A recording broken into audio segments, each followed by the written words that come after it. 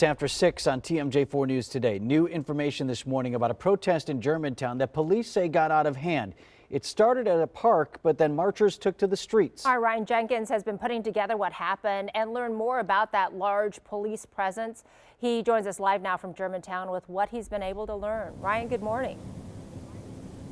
Susan, Vince, good morning. Police sharing with me overnight that they were monitoring that group of protesters as they made their way throughout the village of Germantown at around 5 o'clock last night. And they say at one point there was a clash between a protester and a counter protester, and that's when things escalated. Take a look at this video. A very large police presence here, several agencies responding. At one point, you even see what appears to be a law enforcement officer in some tactical gear standing by there. And a press release overnight, Germantown police say at one point, as groups were marching, a disorderly conduct incident occurred between a protester and a counter-protesters. Now, police are not yet going into detail about exactly what happened, but police are also saying a megaphone was thrown at one point, a police squad car was damaged here.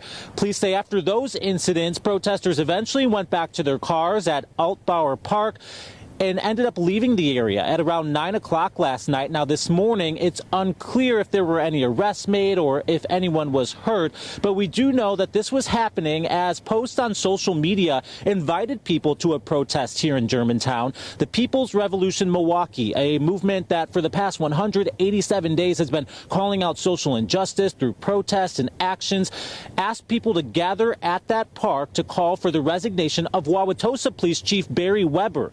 Those calls coming after police officer Joseph Menza's last day as a part of the Wauwatosa Police Department. Menza recently resigned after being cleared of any wrongdoing in the on-duty shooting of Alvin Cole earlier this year. Menza is the officer who has shot and killed 3 people in the past 5 years, making him the center of controversy this year, sparking several protests. Menza has been cleared of any wrongdoing in all of those shootings, but some people feel that Chief Weber in Wauwatosa could have done more to terminate Menza's employment.